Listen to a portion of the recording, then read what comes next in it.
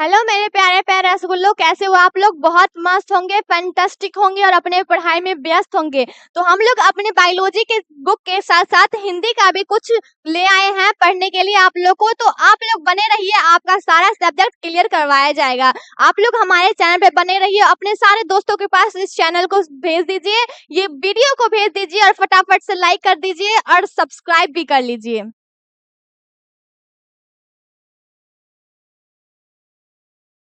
चलिए हम लोग आ जाते हैं अपने चैप्टर पे। चैप्टर का नाम है श्रम विभाजन और जाति प्रथा।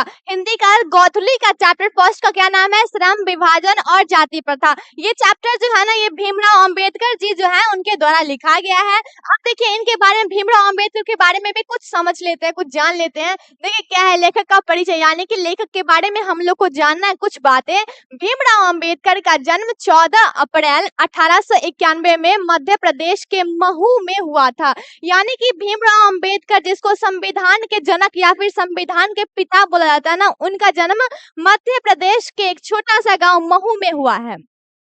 कब हुआ है? 14 अप्रैल 1891 में हुआ है।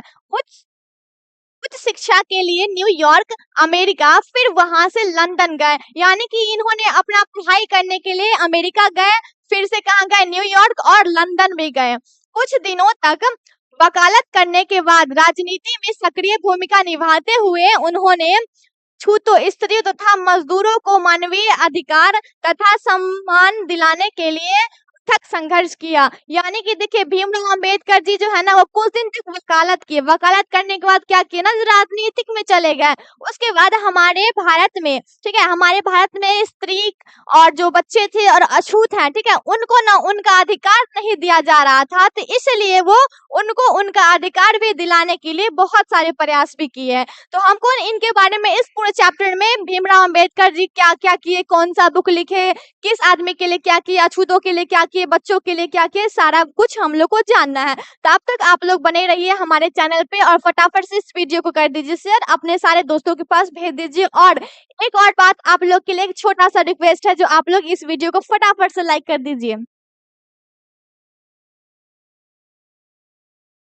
प्रमुख रचनाएं: the caste in India, their mechanism, genesis and development, who are Shudras, Buddhas एवं his dharma, annihilation of caste, the annihilation, who are they, आदि। यानी कि देखिए ये जो है ना, ये जो हम लोग अभी पढ़े हैं, the caste in India, their mechanism, genesis एवं डेवलपमेंट, ये सब ना इनके द्वारा, भीमराव अंबेडकर जी के द्वारा ये सब लिखी गई कुछ महत्वपूर्ण किताबें हैं, जो हम लोग को एग्जाम में कभी भी पूछ सकता है। 10 में अगर पूछ दे द कास्ट इन इंडिया किसका लिखा हुआ है, क्या बताइएगा? डॉक्टर भीमराव अंबेडकर के द्वारा लिखा गया है। जेनेसिस एंड डेवलपमेंट किसके द्वारा लिखा गया? डॉक्टर भीमराव अंबेडकर। तो इसको ना आप लोग फटाफट से कर लीजिएगा याद, क्योंकि ये कुछ महत्वपूर्ण रचनाएं हैं जो इनके द्वारा लिखी गई है और आप लोग को ऑब्जेक्टिव में पूछ सकता है और पूछता ही है हर बारी।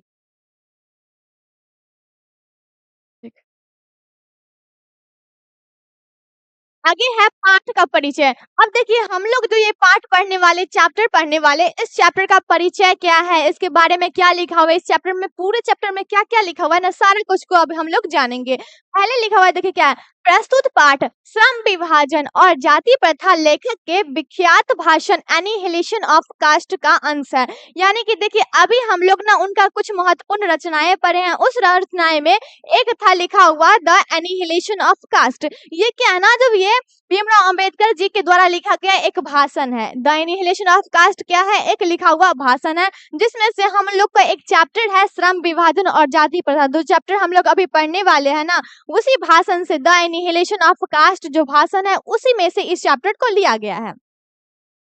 इस आलेख के मध्य से लोगों के मानवीयता, सामाजिक संभावना, समर्थ असमर्थता जैसे मानवीय गुणों का विकास करने का प्रयत्न किया गया है। यानी कि देखिए ये जो चैप्टर है ना, हम लोग को श्रम विभाजन और जाति प्रथा जो पढ़ना है, इस चैप्टर में मानव के अधिकार के बारे में, सामाजिकता के बारे में, समाज में क्या होना चाहिए, क्या नहीं होना चाहिए, लड़कियों को अधिकार दिलाने के लिए, बच्चों को अधिकार दिलाने के लिए, इस सब के बारे में क्या ना, जो अछूतों के प्रति हम लोग का कैसा भावना होना चाहिए, सारा कुछ हम लोग को इस चैप्टर में पढ़ना है। और उस समय में क्या होता था अछूतों के साथ, उस समय में स्त्रियों के साथ क्या होता था ना, सारा कुछ हम लोग को इस चैप्टर में पढ़ना है। तो हम लोग के साथ बने रहिए, आगे हम लोग फटाफट से पढ़ते हैं। पाठ का सारांश। सारांश मीन्स भैया क्या होता है ना, जब पाठ का छोटा करके, यानी कि अगर बड़ा सा चैप्टर है, 4 पेज का अगर चैप्टर है ना, उसका छोटा जो होगा ना उसी को बोलते हैं सारांश। आप लोग के एग्जाम में भी आ सकता है ना, जो अपने एक पाठ का सारांश लिखे, तो आप लोग कंफ्यूजन में मत पड़िएगा, क्योंकि सारांश मीन्स ये होता है चैप्टर का छोटा। ठीक है, देखिए क्या लिखा हुआ है। प्रस्तुत पाठ श्रम विभाजन और जाति प्रथा के लेखक ने जातीय आधार पर की जाने वाली असमानता के विरुद्ध अपना विचार प्रकट किया है। यानी कि देखिए यहाँ जो है ना, भीमराव अंबेडकर जो है ना, जो हमारे समाज में जातीय विवाद होता है, यानी कि बोलता है वो दूसरा जात है, अछूत है, उसके पास नहीं। देखिए क्या है, सबसे पहले का बात बता रहे हैं। पहले हमारे यहाँ ऐसा होता था, जो अगर कोई भी बच्चा अछूत है या फिर कोई भी है अछूत है, ठीक है, छोटे कास्ट का है, अछूत है, तो उसको ना क्लास में बैठ के पढ़ने नहीं दिया जाता था। जो भी छोटे कास्ट के लोग थे उसको ना क्लास में बैठ के पढ़ने का इजाजत नहीं था। अब क्या ना, जो हमारे क्लास में कोई भी बच्चे बैठ कर पढ़ सकते, अब उनको ना उनका अधिकार मिला हुआ है, पूरा फ्रीडम मिल चुका है। ठीक है, वो कहीं भी बैठ के पढ़ सकते हैं, उनका क्लास में वो बैठ सकते हैं। लेकिन पहले ऐसा नहीं था। जो भी ब्राह्मण थे, ठीक है, ब्राह्मण राजपूत, वही क्या करते थे, क्लास में बैठ के पढ़ते थे, और टीचर भी सिर्फ उन्हीं को पढ़ाते थे।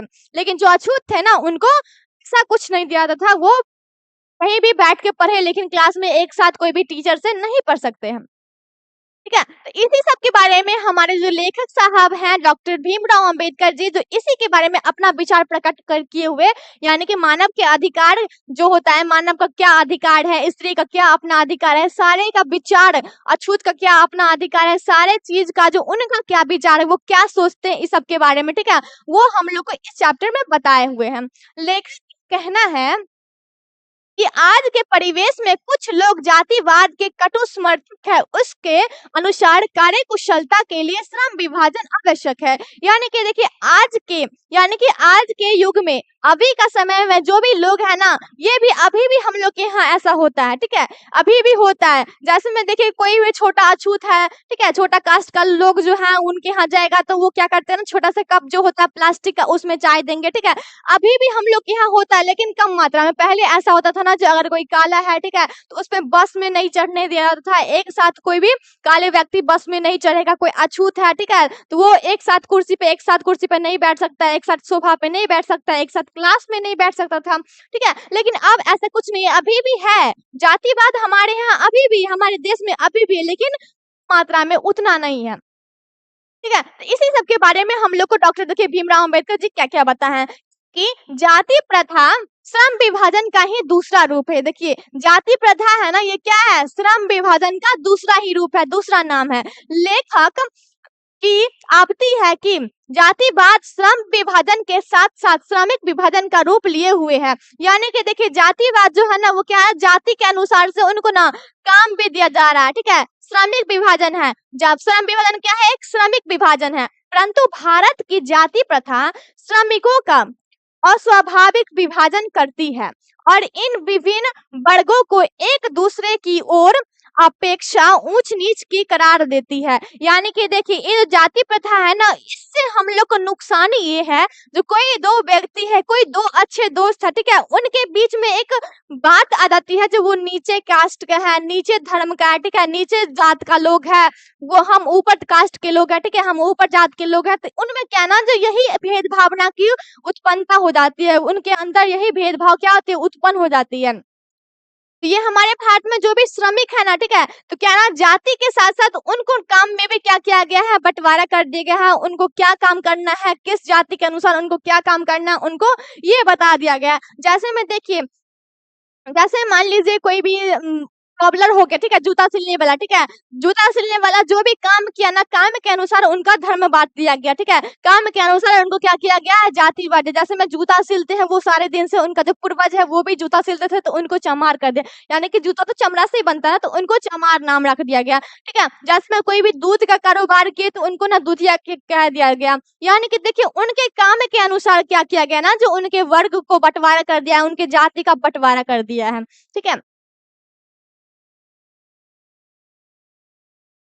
जाति प्रथा को यदि श्रम विभाजन मान भी लिया जाए, तो यह स्वाभाविक नहीं है, क्योंकि यह मनुष्य की रुचि पर आधारित नहीं है। यानी कि देखिए जातिवाद जो है ना, उसको अगर हम लोग श्रम विभाजन मान ले, यानी कि जाति के अनुसार कोई भी व्यक्ति को अगर उनका काम दे देना, तो ये अच्छी बात नहीं है।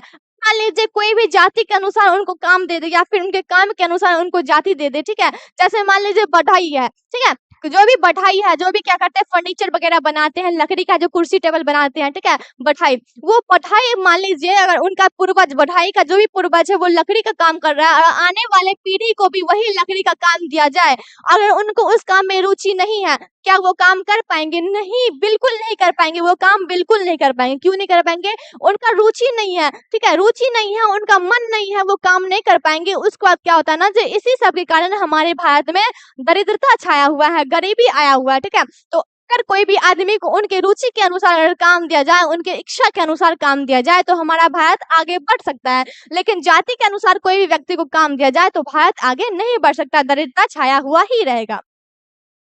इसीलिए सक्षम समाज का कार्य कर्तव्य है कि वह व्यक्ति को अपने रुचि या क्षमता के अनुसार पेशा अथवा कार्य चुनने के योग्य बनाए। यानी कि देखिए कोई भी अच्छा व्यक्ति हो गया या फिर अच्छा समाज का एक ही गुण है जो कोई भी व्यक्ति को उनके इच्छा के अनुसार काम दिया जाए, ठीक है। अगर मान लीजिए हमें को क्या ना, जब पढ़ाने की इच्छा होती है, हमको पढ़ाने का मन है, ठीक है, हम पढ़ाने में इंटरेस्ट लेते हैं, अगर हमको बोल दिया जाए दूसरा काम करने के लिए, हम कर पाएंगे? नहीं कर पाएंगे। क्यों? इच्छा ही नहीं है। आप ही लोग को कह दिया जाए कोई भी दूसरा लकड़ी का काम कर देने के लिए, लकड़ी का काम आपको नहीं आता है, आपको इच्छा नहीं है, उसमें उत्सुक नहीं है उस काम को करने के लिए, आप लोग कर पाइएगा? नहीं कर पाइएगा, ठीक है। तो इस सब से क्या होता है ना, तो दरिद्रता छाया हुआ रहता है और गरीबी हमेशा आई हुई ही रहती है। तो गरीबी जब आएगा तब क्या है ना, जो भी लोग सब है वो हमेशा पीछे की ओर जाएंगे, आगे कभी नहीं बढ़ सकते हैं। तो कोई भी व्यक्ति को आगे बढ़ाने के लिए उसकी इच्छा के अनुसार, उसके रुचि के अनुसार काम देना जरूरी है। इस सिद्धांत के विपरीत जाति प्रथा का दूषित सिद्धांत यह है कि इससे मनुष्य की माता पिता के सामाजिक स्तर के अनुसार पेशा अपनाने के लिए मजबूर होना पड़ता है। यानी कि देखिए क्या ना, जो भी माता पिता जो भी काम कर, जैसे मैं अभी